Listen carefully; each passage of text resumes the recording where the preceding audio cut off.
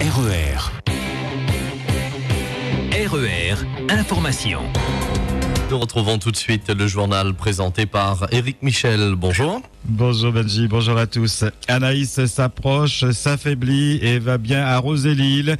Le système n'est plus qu'une forte tempête ce matin. Elle est arrivée dans les eaux encore froides de notre région et aussi exceptionnelle qu'elle est, Anaïs ne résiste pas, va s'affaiblir et se déstructurer. À 4 heures, elle se trouvait à 1035 km au nord-est par 13 degrés 8 sud et 62 degrés est. Elle se déplace vers l'ouest-sud-ouest à 19 km/h. La tempête redresse sa trajectoire, ce qui est aussi une bonne nouvelle. La grosse interrogation maintenant, c'est que vont devenir ces restes?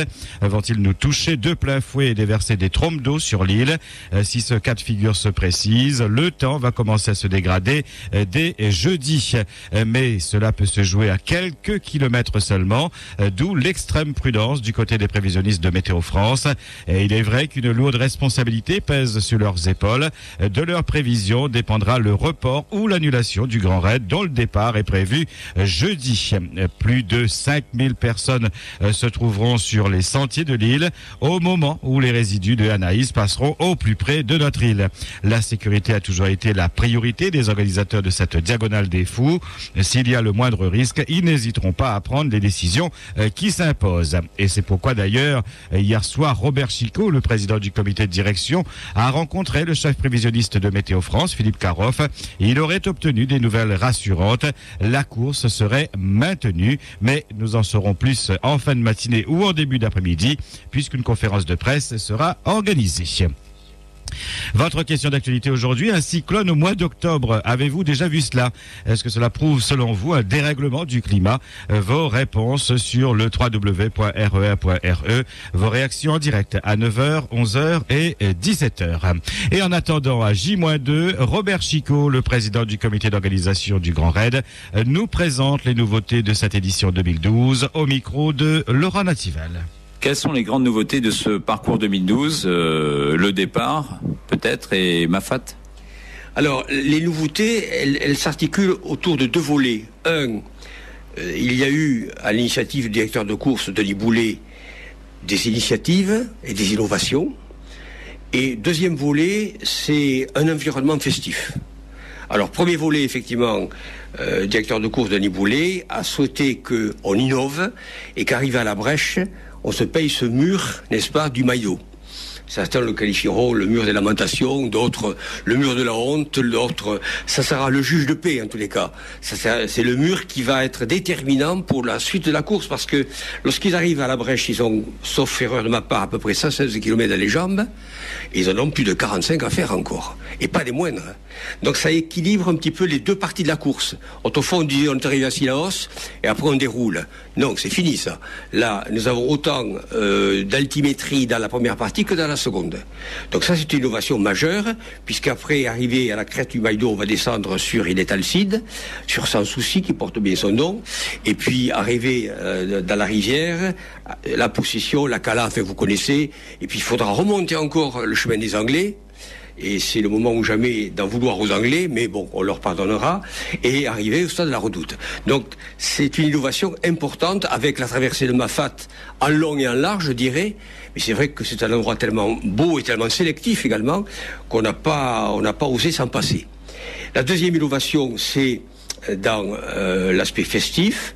C'est vrai que nous allons avoir une animation avec Karine Maignan, qui est une bénévole qui s'est occupée de cela plus spécialement, qui va être hors norme.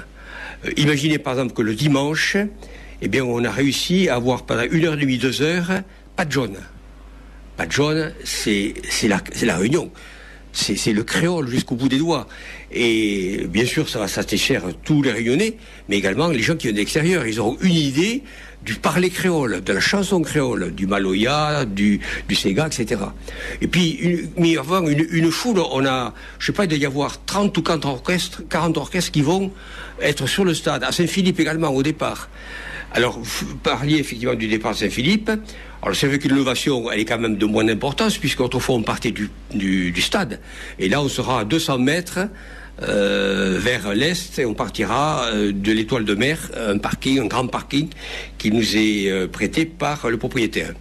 Donc voilà, les innovations majeures, mais innovation sur le plan du parcours, innovation sur le plan de l'environnement musical et festif. Et demain, nous aborderons les questions de sécurité et de l'environnement, toujours avec le big boss de ce grand raid, le Robert Chicot. RER. Baignades et activités nautiques interdites toute cette semaine aux Roches-Noires et à Boucan-Canotte sur décision de la mairie de Saint-Paul. Les drapeaux rouges ont été hissés après l'observation de requins entre le Cap Laoussé et Boucan-Canotte. Certains squales étaient très proches du rivage. Et la série continue. Un nouveau feu de Cannes s'est déclaré hier après-midi dans le quartier de Moka, à la rivière des Pluies Sainte-Marie. Un vent relativement fort n'a pas facilité la tâche des pompiers. Le Dash 8 a dû être appelé en renfort. Il a procédé à 8 largages en plus des efforts des hommes au sol. Et il a fallu quand même plus de 3 heures aux soldats du feu pour éteindre totalement l'incendie qui a détruit 8 hectares de cannes.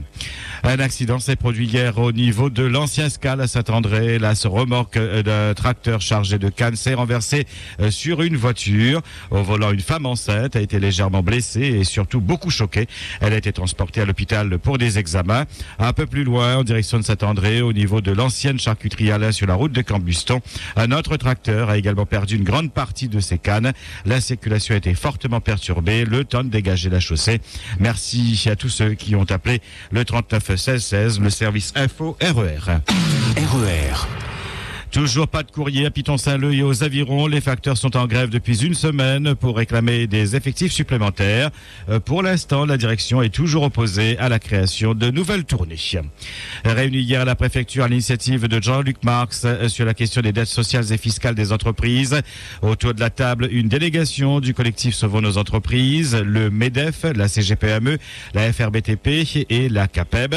Les participants ont pu prendre connaissance du diagnostic réalisé par la Chambre de commerce sur la situation des entreprises et sans surprise, on observe une franche dégradation de cette dernière. Le préfet a par conséquent proposé la mise en place d'une cellule de suivi qui assurera le traitement des dossiers des entreprises en difficulté. Elle se réunira toutes les 2 semaines. Elle s'appuiera sur le guichet unique porté par les chambres consulaires.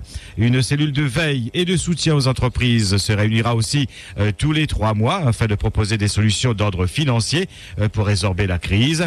Par ailleurs, un commissaire au développement productif a été désigné afin qu'il anime ces dispositifs et qu'il veille à la sauvegarde de l'emploi et de la création de valeur économique.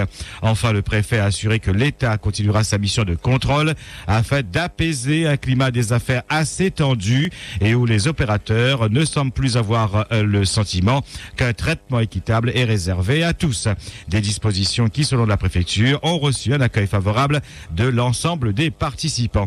Une première réunion de la cellule de suivi est prévue le 26 octobre, quelques jours seulement avant la conférence économique et sociale programmée les 29 et 30 octobre. À l'appel d'une intersyndicale du secteur sanitaire, social et médico-social, plusieurs dizaines de personnes ont manifesté hier dans les rues de Saint-Denis pour protester contre la remise en cause de la convention collective de 1951. Une remise en cause par leurs employeurs. Une motion a été déposée à la préfecture. Fin de l'épidémie de grippe à La Réunion selon l'Agence régionale de santé, l'ARS. Après la recrudescence habituelle de la grippe en hiver, les consultations en médecine de ville ainsi qu'aux urgences depuis 2 semaines ont nettement diminué. Au total, durant l'épidémie, 5 cas graves hospitalisés en réanimation, dont 2 décédés, ont été déclarés à la CIR, la cellule interrégionale d'épidémiologie. RER. Un mot de football, match de qualification ce soir pour le Mondial 2014. L'équipe de France affronte l'Espagne, championne en titre. Pas avant le champagne quand même, championne en titre. Mission extrêmement difficile pour les Bleus. RER. 8h10 sur RER, c'est la fin de cette édition de ce 5-8. Merci de votre attention, bonne journée et rendez-vous tout à l'heure à 12h30. RER, la radio qui vous transporte sur toute l'île.